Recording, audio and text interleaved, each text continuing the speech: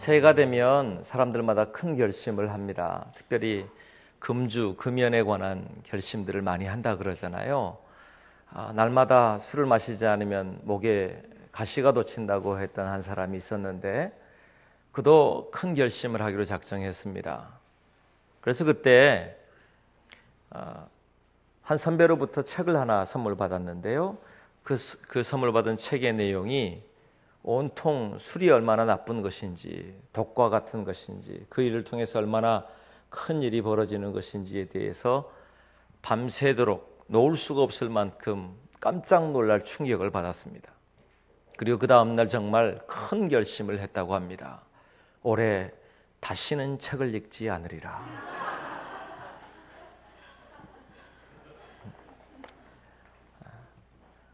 또 한 사람이 결심을 했는데요. 금연을 결심했습니다. 금연에 대한 이야기를 결심했는데 올해의 금연은 구정부터 시작하리라 그랬답니다. 그러니까 여러분, 우리가 생각해 보면 이와 같은 말들이 자꾸 나오는 게 이 일이 굉장히 어렵다는 것을 이야기할 겁니다. 이와 같은 것이 쉽다면 다들 내가 이렇게 하겠습니다. 그러고 나서 내가 마음먹은 대로 결심한 대로 할 수만 있다면 뭐 얼마나 좋겠어요. 그런데 새해가 돼서 큰 결심을 하더라도 되지 않는 일들이 참 많더라 하는 것을 말할 겁니다. 그러나 그럼에도 불구하고 우리가 뭔가에 큰 결심을 하고 결단을 해야 되는데, 특별히 우리 교회에게 주시는 2015년, 저는 이렇게 결단하기를 원합니다. 다시 부흥하라 라고 말입니다.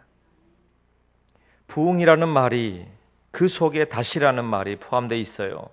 쇠퇴하였던 것이 다시 일어난다. 또 다시 활발히 일어난다. 뿐만 아니라 멈춰 있던 것이 다시 성장한다. 이런 의미가 부흥이라는 말 속에 들어 있습니다. 다시 시작하는, 다시 말하면 다시 결정하고 결단하는 그런 일이 부흥의 시작이라 말할 수 있을 겁니다. 특별히 영혼의 일이라면, 또 이 일이 단순한 교회만의 일이 아니라, 숫자의 이야기만이 아니라 우리의 삶에, 이 민족에, 그리고 한국의 그리스도인들에게, 여러분의 가정에, 우리 자녀들에게, 일터에 부흥의 역사가 있기를 바랍니다. 아멘. 혹시 쇠퇴하고 무너지는 것이 있다면 일어서기를 축복합니다. 자라지 못하고 멈춰 있는 것이 있다면 성장하고 열매 맺기를 바랍니다. 그 모든 것이 다 바로 부흥의 시작이라고 하는 것입니다. 부흥의 의미입니다. 특별히 오늘 여기 주인공으로 나온 이삭이라고 하는 사람을 살펴보면서 우리에게 주시는 이 부흥의 메시지가 어떤 의미인지를 좀 보아야 될 것입니다. 이삭이라고 하는 사람, 그는 아브라함의 아들이지요. 그 아브라함의 아들이었던 그가 놀라운 일의 주인공이 됩니다. 오늘 여기 본문에 보면 1절에 우리 읽진 않았지만 아브라함의 때로부터 흉년이 들었다고 이야기합니다. 가뭄이 들었어요. 흉년이 되었어요. 그러니까 그것으로 말미암아서 그 땅 사람들, 그랄 사람들이 힘들었을 것입니다. 그런데 하나님은 놀랍게 이삭에게 이곳을 떠나지 말라고 이야기하셨어요. 흉년의 때에는 애굽으로 가야 될 것이 맞는 것 같은데, 흉년이 들었으니 이곳에 멈춰 있다는 것은 미련한 짓 같은데, 그런데 그 자리에 머무르랍니다. 그리고 바로 그곳에서 번성케 되고 또 복의 시작이 되고 축복을 맺는 역사가 있게 될 것이라고 하나님이 약속하셨습니다. 그리고 12절 말씀에 보면 12절에 그에게 100배의 결실이 있었다고 이야기합니다. 생각해 보세요. 흉년의 때인데, 그것도 모두가 다 흉년의 때라고 말하는 그곳에서 이삭 한 사람만이 100배의 결실을 맺었어요. 그리고 하나님께서 복을 주셨다고 말씀하셨어요. 이 이야기를 바꾸어 말하면 100배의 결실이라고 하는 것은 그의 힘으로 감당할 수 없었던 이야기라는 겁니다. 이삭으로서는 감당할 수 없었던 이야기, 또 주위 환경으로서는 이게 과연 될까? 될 수 없었던 이야기가 여기 기록되어 있어요. 그게 뭐예요? 바로 여기 부흥입니다. 그에게 100배의 결실을 맺게 하신 신비하고 신기한 이야기가 기록된 것입니다. 오늘 이 주인공이 이삭뿐만 아니라 우리 모두에게 있기를 바랍니다. 그런데 이 일의 시작이 어디서부터 되었는가? 도대체 이삭은 무슨 비결이 있길래 오늘 이와 같이 100배의 결실을 맺을 수 있게 되었을까? 그걸 좀 살펴보면 우리도 또한 이 부흥의 시작을 경험할 수 있지 않겠나 생각되어집니다. 그 비밀은 바로 우물에 있었습니다. 샘 말입니다. 이삭이 했던 일 중 이삭의 여정을 보면 다른 게 없어요. 이삭도 똑같이 연약한 사람이고 크게 싸움을 잘하는 사람도 아니고 군대가 있었다고도 말하지 않고 농사에 특별한 기술이 있었다고도 이야기하지 않습니다. 그런데 그에게 한 가지 특별한 일이 있는데 계속해서 옮겨 다니면서 우물을 파는 일을 했다는 거예요. 우물을 팠어요. 그것도 재밌는 것은 자기가 새로운 우물을 판 게 아니라 그의 아버지 아브라함의 때부터 있었던 우물을 다 파낸 겁니다. 왜냐하면 이 아브라함의 우물이 아브라함이 죽고 나서부터 블레셋 사람들이 이 우물을 모두 막아버렸기 때문이에요. 블레셋 사람들이 왜 그렇게 했을까요? 성경학자들은 말합니다. 그 지역에 거주하지 않게 하기 위하여, 못 살게 하기 위하여 우물을 막았다는 거예요. 이곳에 살지 말아라. 너 이곳을 떠나라. 이곳에 거주하지 말아라. 이런 의미예요. 그런데 하나님은 반대로 이삭에게 말씀하시기를 이곳에 머물러라. 이곳에 살아라. 이곳에서 내가 너에게 복을 주리라. 그렇게 말씀하신단 말이죠. 그리고 여기 이삭은 하나님의 말씀에 순종하였고 그 순종한 이삭은 거기 바로 그 자리에 머무르게 됩니다. 그리고 끊임없이 막혀 있었던 우물들을 파기 시작했다는 것입니다. 그곳이 바로 이삭이 이삭될 수 있었던 비결이다 말할 수 있을 겁니다. 우리는 에레미야 2장 13절의 말씀을 자주 듣습니다. 내 백성이 두 가지 악을 행하였나니 곧 그들이 생수의 근원되는 나를 버린 것과 스스로 웅덩이를 판 것인데 그것은 그 물을 가두지 못할 터진 웅덩이들이니라. 또 에레미야 17장 13절의 말씀에도 이스라엘의 소망이신 여호와여 무릇 주를 버리는 자는 다 수치를 당할 것이라.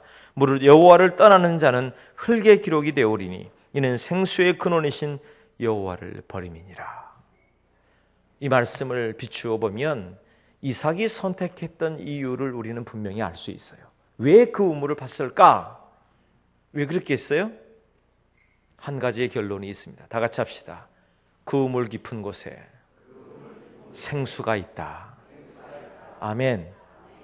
그것을 알았던 사람이 바로 여기 이삭이었다는 거예요. 아브라함이 죽은 이후에 이 우물이 막혔으니 그 이전에 이삭이 자라면서 보았을 겁니다. 이 물에서 얼마나 시원한 생수가 나오는지, 이 우물을 봤을 때 이 우물 속에서 어떤 시원한 은혜가 임하는지에 대해서 그는 알고 있었습니다. 그러니까 위에 아무리 많은 것들이 막혀 있다 할지라도, 위에 아무리 많은 것들이 지금 쌓여 있다 할지라도 이것을 끄집어내고 파내고 이것을 제거하고 나면 그러면 그 밑에 그 밑바닥에 생수가 흐를 것을 이 이삭은 알고 있었다는 거예요. 그러니 그것을 멈출 수 없는 겁니다. 에레미야의 이야기도 동일한 이야기입니다. 우리가 생수의 근원이신 주님을 버린 것이 우리에게 저주라면 예수 그리스도의 그 생수의 그 은혜를 누리는 것이 이스라엘의 소망이신 여호와를 얻는 것이다라고 말하는 게 틀리지 않아요. 생수의 근원 되신 하나님을 바라보는 것, 생수의 근원 되신 예수 그리스도 앞에 나아가 서는 것, 생수의 근원 되신 하나님을 신뢰하고 믿는 것이 우리가 살 수 있는 생수를 얻을 수 있는 비결이다라고 하는 겁니다. 이삭은 그것을 알고 있었던 사람입니다. 그러니 여러분, 그 우물을 파내야 되는 것이겠지요. 이제 부흥을 위한 준비의 첫 번째 단계를 선포합니다. 우물을 파내십시오. 막혀있는 것들을 뚫어내십시오. 우리 안에 생수를 거둬들이지 못하게 하는 근원을 막고 있는 그 근원 아래 생수의 근원으로 접근하지 못하게 하는 우리 안에 방해되어지는 것들에 대하여 제거하십시오. 그것이 우리의 부흥의 시작이 될 것입니다. 로이드 존스는 그의 책에서 오늘 여기 우물 속에 한없이 쌓여있는 흙과 그 다음에 돌과 이 쓰레기와 오물들에 대해서 이야기합니다. 이것은 다름 아닌 우리 성도들에게 허락하신 하나님 앞에 나아가지 못하는 생수를 얻지 못하게 하는 방해거리들이다. 그렇게 말이에요. 그리고 세 가지를 이야기했습니다. 첫 번째, 그 우물을 막고 있는 첫 번째가 뭐냐? 블레셋이라고 하는 그 족속, 블레셋이라고 하는 그 군대를 동원해서 그들이 막아버린 이 첫 번째의 흙덩이들, 오물들은 무엇이냐? 쓰레기는 무엇이냐? 바로 불신앙이다라고 했어요. 뭐라고요? 불신앙입니다. 믿지 않는 겁니다. 믿지 못하게 만드는 겁니다. 이 세대가 정말 악한 세대요, 마지막 세대라고 말하는 게 뭐냐 하면 이 세대의 가장 오물과도 같은 건 뭐냐? 하나님 앞에 접근하지 못하게 만들어요. 뿐만 아닙니다. 온 세계가 위기라고 말하고 한국 교회가 특별히 위기라고 말하고 그리스도인들이 기독교인이 아니라 개독교인이라고 말을 듣는 이유가 뭐냐? 다른 데 있지 않다고 생각합니다. 우리 안에 이 오물들이 있는 거예요. 하나님을 신뢰하지 못하게 하는, 믿음 아래 거하지 못하게 하는 건 말이에요. 거창한 그런 이야기가 아니어도 괜찮습니다. 내 인생과 우리 가정을 보십시오. 하나님을 얼마나 신뢰하고 정말로 예수 그리스도를 믿는 믿음 아래서 얼마나 살았는가. 아니면 내 경험과 내 생각과 내 판단들이 내 삶을 주장하는 것으로 인해서 혹시 예수 그리스도를 믿는 믿음의 근원까지 혹시 침해당하고 그리고 막혀있지는 않는가 하는 거예요. 이 불신앙이야말로 우리가 하나님 앞에 나서지 못하게 만들고 샘의 근원을 얻지 못하게 하는 찌꺼기요, 쓰레기요, 그리고 여기 오물들이라고 로이드 존슨은 우리에게 도전합니다. 그리고 또 한 가지가 있습니다. 그것은 오염된 교리라고 말합니다. 오염된 교리. 순수한 그 물 속에 다른 오염된 것들이 들어가는 겁니다. 그 첫 번째가 이 말세의 때에 가장 많이 나타나는 것 중에 하나가 이단입니다. 여러분, 이단의 뜻은 뭐냐? 끝이 다르다고 하는 것이거든요. 그러니까 이단이 처음 보면 너무나도 보암직도 하고 먹음직도 해요. 더 좋아 보여요. 성경이 이곳저곳에서 자기들이 맞는 것만 찾아내서 우리에게 이야기하기 때문에 너 이거 알아? 이렇게 이야기하는 것들. 신천지를 비롯해서 온갖 이단들이 끝에 가면 모두 예수 그리스도의 생수, 그 이름을 망각하게 만들어버려요. 예수 그리스도의 이름 외에는 소망이 없습니다.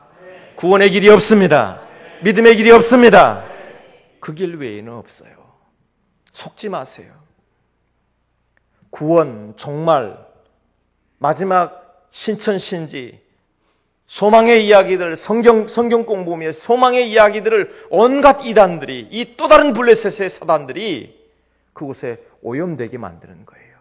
자꾸 집어넣어서 이 혼합되게 만들고, 그래서 하나님의 생수, 예수 그리스도의 그 이름을 혼탁하게 만들고 하나님의 교회를 무너뜨리려고 하고 있는 거죠. 한 가지만 보면 더 정확히 알 수 있어요. 이들의 관심은 밖에 있는 죽어가는 영혼들에게 있지 않습니다. 자꾸 하나님의 교회 안에 있어요. 그게 어찌 복음이라고 말할 수 있어요? 오염된 이단에 대하여 경계할 수 있기를 축복합니다. 뿐만 아닙니다. 내가 가지고 있는 온갖 지식과 지혜들이 순수한 복음을, 내가 가지고 있는 경험들이 순수한 복음에 접근하지 못하게 할 때가 참 많습니다. 그러면 다른 것은 알지 말라고 이야기하는 겁니까? 아니요. 알아야지요. 바울은 말합니다. 바울은 모든 지식에 최고의 학부와 최고의 가문과 최고의 것을 갖추었던 그가 말하기를 십자가 외에 다른 것은 알지 않기로 했다. 그래요. 그러면 다른 것은 미련한 것이 되었다는 것이, 그러면 다른 것을 다 포기했다는 말일까요? 그 모든 것이 그리스도 안에 있게 했다는 겁니다. 그 모든 것이 예수님의 이름 아래 있게 했다는 것이에요. 내 삶을 주관하고 주장하는 근원이 누구냐? 예수 그리스도 그분이시라고 선포하는 것입니다. 그 안에 있게 되기를 축복합니다. 내 아집과 내가 가지고 있는 경험들과 내가 가지고 있는 것들만이 아니라 오직 다시 말씀으로, 오직 믿음으로, 오직 주 예수 그리스도의 이름으로 돌아가는 은혜가 있게 되기를 바랍니다. 그것이 우리의 우물들에서 다시 한번 찾아내야 될 오염된 건 없는가 찾아보아야 된다고 하는 겁니다. 오염된 물을 우리가 마실 수 없기 때문입니다. 마태복음 12장에 보면 한 손 마른 사람을 데려옵니다.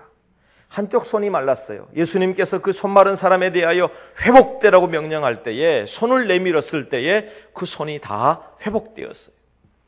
그런데 그 뒤편에 말씀해 보면 그것이 바리새인들과 서기관들이 예수님을 잡으려고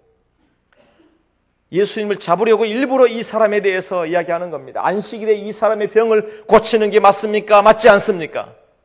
다시 말하면 안식일을 범했다라고 말해서 예수님에 대하여 해를 끼치려고. 예수님 말씀하십니다. 뭐가 더 중요하냐? 생명을 구원하는 것과 생명을 해하는 것, 선을 행하는 것과 악을 행하는 것, 양이 구덩이에 빠졌을 때 양을 끌어올리는 것과 끌어내지 않는 것, 뭐가 더 중요하냐?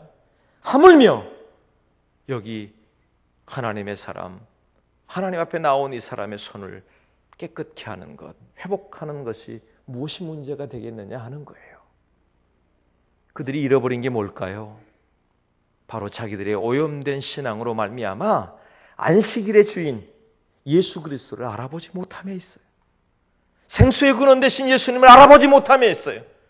그래서 그들이 오늘 예수 그리스도를 잃어버리고 만 겁니다. 예수님을 십자가에 못 박고 만 거예요.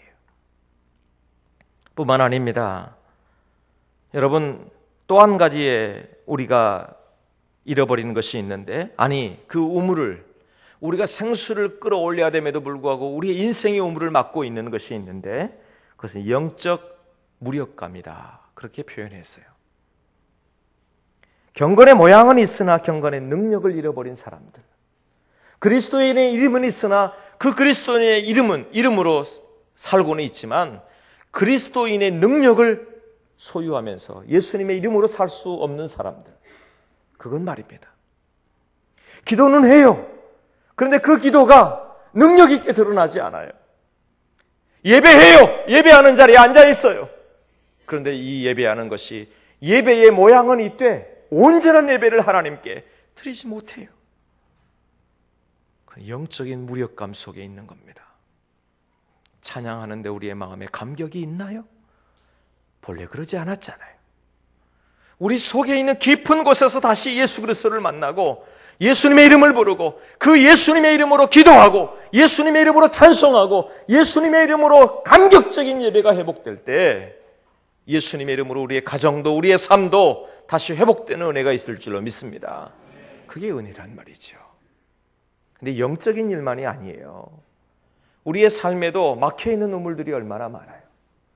이 세대의 가장 힘든 것 중에 하나가 뭐냐면 우리 가정이라고 하잖아요. 부부 사이에도 부모와 자녀들 사이에도 막혀있는 게 많아요. 여러분 2015년에는 여러분의 가정에 소통되는 은혜가 있기를 축복합니다. 막혔던 것들이 모두 풀어지는 은혜가 있기를 축복합니다. 그게 은혜란 말이에요. 왜 그럴까?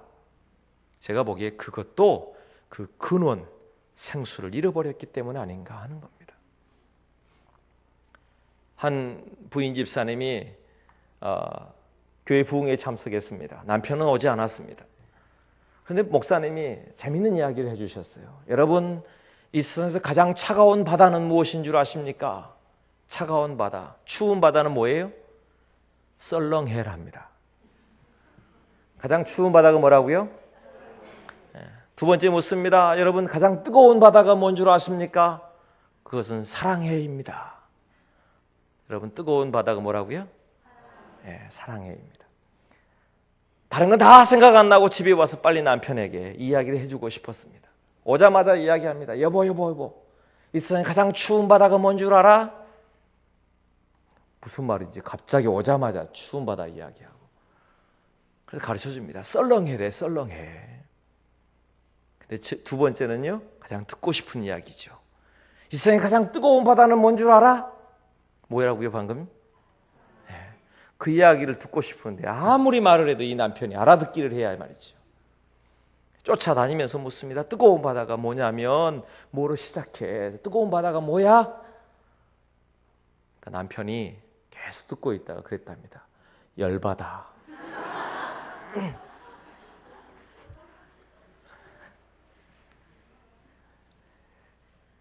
아마 데이트할 때는 알아들었을 거예요. 그러지 않았을까요? 처음 사랑을 속삭일 때는 알아들었을 거예요. 웃자고 하는 이야기입니다만 사실 우리 속에도, 우리의 인생의 우물에도, 우리의 삶의 우물에도 부부와 가정과 자녀들과 우리 가정과 가문에도, 우리 친구들에게도, 이웃에게도 좀 생각해 보세요. 내가 정말 막혀 있는 것이 무엇인가 하는 것 말입니다. 그리고 그 안에서 섞여 있고 오물과도 같고 돌과도 같고 흙과도 같고 그 안에 가득 메워져 있는 것들을 끄집어내야, 다 파내야, 우리 알잖아요. 그 속 깊은 곳에는 반드시 생수가 있다는 걸 알기에 끄집어내서 다 제거해야 그 속에서 생수를 얻어낼 수 있는 것 아니냔 말이에요. 그것이 부흥입니다. 그 부흥하는 은혜가 있기를 축복합니다. 여러분, 우리 안에 다시 회복되는 은혜가 있기를 바랍니다. 무너졌던 것들이 다시 세워지기를 바랍니다. 쇠퇴했던 것들이 소성케 되기를 바랍니다. 잘하지 않았던 것들이 잘하게 되기를 바랍니다. 그게 다 부흥이란 말이에요. 그러면 꿈꿀 수 있겠죠. 기도할 수 있겠죠. 여러분, 우리의 삶에, 우리 가정에, 지금 내가 일하는 지금 우리의 사업이나 일터에도 마찬가지예요. 여러분, 어떤 소원을 가지고 어떤 물을 길어 오를 것인가, 그건 말입니다. 다시 말씀드립니다. 그렇다면 이 부흥의 이 우물을 파는 이유가 뭐냐? 처음 말씀드렸죠. 근원을 파내기 위함입니다. 근원을 얻기 위함입니다. 생수의 근원되는 예수 그리스도 앞에, 예수님의 이름 앞에 주목하시기를 바랍니다. 그래야 오늘 우리 속에 있는 목마름이 해갈되고, 우리에 있는 가뭄이 해갈되고, 흉년이 해갈되고, 그리고 그곳에 샘물이 솟아나서 우리에게 있는 열매를 구할 수 있을 줄로 믿습니다. 예수 그리스도의 이름 앞에 있는 거예요. 요한복음 4장에 한 여인을, 수가성 우물가의 여인을 예수님 만납니다. 그리고 말씀하십니다. 이 물을 마시는 자마다 다시 목마르려니와 내가 주는 물을 마시는 자는 영원히 목마르지 아니하리니 내가 주는 물은 그 속에서 영생하도록 솟아나는 샘물이 되리라. 그 영혼이 갈급하고 삶이 갈급했던 그 여인에게 예수 그리스도는 생수가 되신 줄로 믿습니다. 그곳에서 주님을 만나면 되는 겁니다. 뿐만 아닙니다. 예수님은 요한복음 7장에서 누구든지 목마르거든 내게로 와서 마시라 하셨습니다. 누구든지 오랍니다. 목마르거든 오랍니다. 그런데 사람들은 목마르다고 말하면서도 생수의 근원 되신 예수 그리스도 앞에 나오질 않아요. 아니, 믿지 않아요. 맡기지 않아요. 신뢰하지 않아요. 그러니 앞에 우물이 있어도 우물을 파낼 수 없는 거예요. 우물이 있어도 저 속에 깊은 생수가 있을 것을 믿지 못하기에, 기대하지 않기에 우물을 파내지 않는 겁니다. 사랑하는 여러분, 수고하셔야 합니다. 내 안에 있는, 내 영혼에 있는 찌꺼기가 있는지 그러면 회개해야 합니다. 내 안에 있는 더러운 쓰레기와 같고 오물 같은 것들이 쌓여 있진 않는지 그건 끄집어내서 버려야 합니다. 성령의 불로 태워야 합니다. 그리고 정결케 하고 성결케 해야 될 줄로 믿습니다. 그것이 은혜예요. 보혈의 은혜는 우리를 반드시 성결케 하고 깨끗케 하게 하실 줄로 믿습니다. 여러분 기억하여 들으십시오. 히브리서 9장 14절 말씀에 하물며 영원하신 성령으로 말미암아 흠없는 자기를 하나님께 드린 그리스도의 피가 어찌 너의 양심을 죽은 행실에서 깨끗하게 하고 살아계신 하나님을 섬기게 하지 못하겠느냐. 예수 그리스도의 보혈의 은혜가 우리의 양심과 우리의 영혼과 우리의 삶의 곳곳에 미칠 때에, 주 예수 그리스도의 십자가가 세워질 때에, 주 예수 그리스도의 보혈의 은혜와 능력이 흘러갈 때에 막혔던 곳이 다 뚫어지게 되어지고, 그리고 연약했던 곳이 다 성결케 되어지는 은혜가 있게 될 줄로 믿습니다. 그게 은혜란 말이에요. 그리고 그곳에서 부흥의 역사가 시작되는 겁니다. 바울은 그의 영으로 낳은 아들 디모데에게 편지합니다. 그릇이 있다. 그런데 그 그릇 중에 쓰임받는 그릇이 있다. 어떤 것이 그릇이라고요? 깨끗하게 하면 귀 쓰는 그릇이 되어 거룩하고 주인이 쓰심에 합당하며 모든 선한 일에 준비함이 되리라. 부흥의 역사는 거창한 게 아닙니다. 깨끗게 하는 것부터 시작하는 겁니다. 우물을 파내는 것도 마찬가지입니다. 오물을 끄집어내서 깨끗게 하는 것부터 시작하는 겁니다. 그릇이 아무리 좋아 보인들 여러분 그 안에 오염되고 곰팡이가 쓸어 있고 더러운 것이 있다면 그곳에 음식을 부어 먹을 사람이 누가 있어요? 아무리 보잘것없어 보여도 깨끗하게 준비된 그릇은 반드시 채워주시는 생수와 은혜를 맛보게 될 줄로 믿습니다. 그곳에 부흥이 시작되는 것입니다. 그것이 은혜란 말입니다. 또 한 가지 여러분, 부흥은 멀리 있는 게 아닙니다. 가까이 있는 곳에서 시작되는 것이요. 또 부흥은 다른 사람의 이야기가 아닙니다. 나부터 시작하는 겁니다. 내 안에 부흥이 시작되길 바랍니다. 내가 주인공이 되길 바랍니다. 내가 주의 은혜 아래 있게 되길 바랍니다. 그게 부흥의 시작이고 지금 꿈꿔야 될 일이란 말이에요. 실제로 여러분, 부흥의 역사는요, 어마어마한 특별한 사람들에서 이루어지는 게 아니에요. 평양대부흥, 1907년에 있었던 평양대부흥도 몇 사람이 예배하고 기도하는 자리에서부터 시작된 겁니다. 그리고 회개의 시작하는 그 시발점에서 부흥이 시작된 거예요. 부흥의 역사를 살펴보면 여러분 가장 많이 나오는 것 중에 하나가 영국의 부흥입니다. 영국 땅에 있는 그 부흥, 웨일즈라고 하는 그 부흥의 역사는 어떻게 시작됐느냐? 이름도 기록되어 있지 않은 한 여인으로부터 시작되었답니다. 한 여인이 하나님 앞에 나와서 기도하다가 주기도문을 했어요. 주기도문을 고백하는데요, 마음속에 갑자기 우리에게 죄 지은 자를 사하여 준 것 같이 우리 죄를 사하여 주옵시고, 여기에서 더 이상 다른 때 늘 외웠던 말씀인데 그날 우리에게 죄 지은 자를 사하여 준 것 같이 그 말씀 앞에서 가슴이 먹먹해지고 더 이상 나가질 않는 거예요. 그리고 한 사람이 떠오릅니다. 그리고는 그 자리에 다시 일어서서 자기가 미워했던, 용서하지 못했던 그 사람에게 갔답니다. 그리고 이러이러해서 내 마음에 더 이상 용납할 수 없어서 당신에게 내가 용서하기로 했고, 용서하지 못한 마음이 있었던 것에 대하여 나를 용서해달라고 오히려 그에게 구했답니다. 이 두 사람이 부둥켜 안고 기도를 시작했고, 그곳 이름도 기록되어 있지 않는 그 사람들을 통해서 웨일즈 땅이 변화되고 영국 땅이 변화되고 부흥의 역사가 시작되었다는 거예요. 오늘 내 마음에 도전되어지는 주의 말씀이 들려오기를 축복합니다. 사랑하는 여러분, 여러분 속에 시작하고 도전하고 기대하고 예수 그리스도의 이름을 바라보고 하나님의 뜻이 이루어지는 것을 기대하고, 100배라고 하는 것이 단순한 물질의 이야기가 아니에요. 하나님의 뜻이 이루어지는 것이 형통케 되는 것입니다. 하나님의 뜻이 여러분에게 100배의 물질을 주시고자 하시면 100배가 불어날 줄로 믿습니다. 뿐만 아니에요. 다른 것도 마찬가지입니다. 자녀에 대하여, 그리고 우리 가정에 대하여, 교회에 대하여, 민족에 대하여 기도하는 그 누군가의 심장이 먹먹해지고 주의 말씀이 들려오고 내 심장이 다시 떨리기 시작하는 그 무엇인가, 주님이 시작하라고 말씀하시는 그 시작점에서 부흥은 시작된단 말이에요. 미국 땅의 부흥도 마찬가지였습니다. 조나단 에드워즈가 1735년에 매사추세츠의 노샘프턴이라고 하는 작은 마을에서부터 부흥이 시작되었고, 그곳에 기록되어 있는 부흥의 역사를 이렇게 적었어요.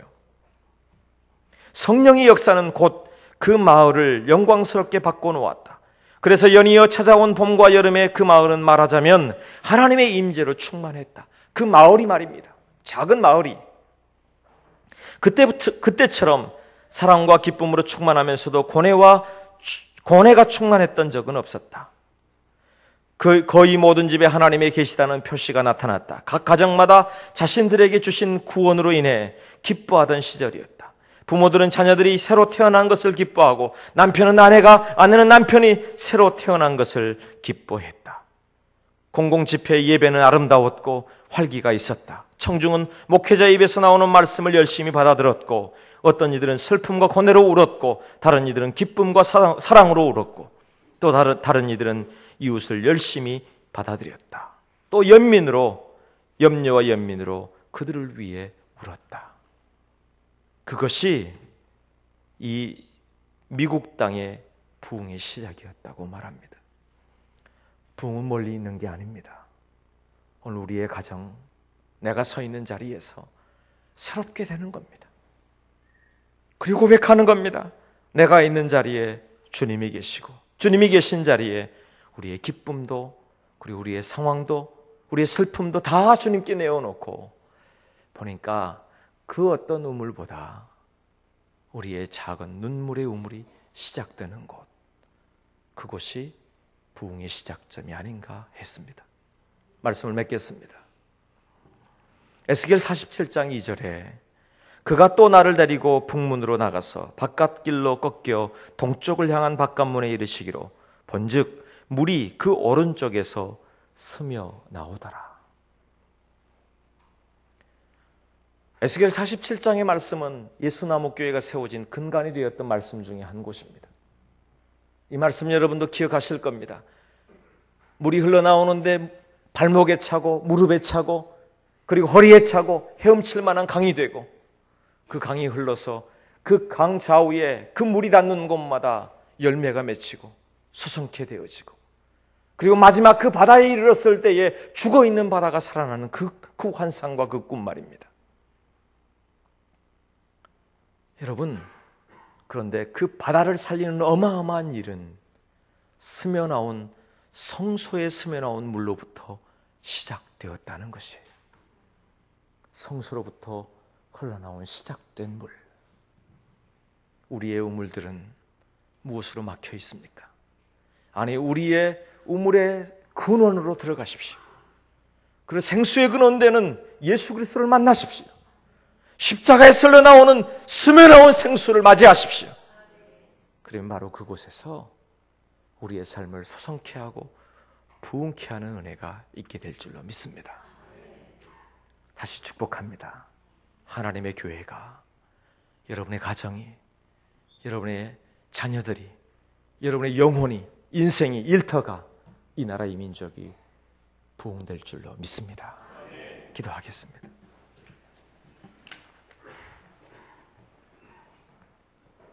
주여 부흥을 주옵소서. 주여 생수의 근원 되신 예수님을 만나게 하옵소서.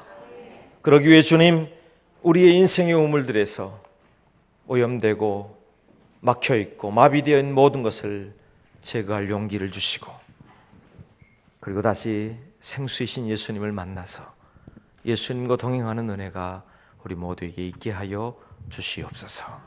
예수님 이름으로 기도드립니다. 아멘.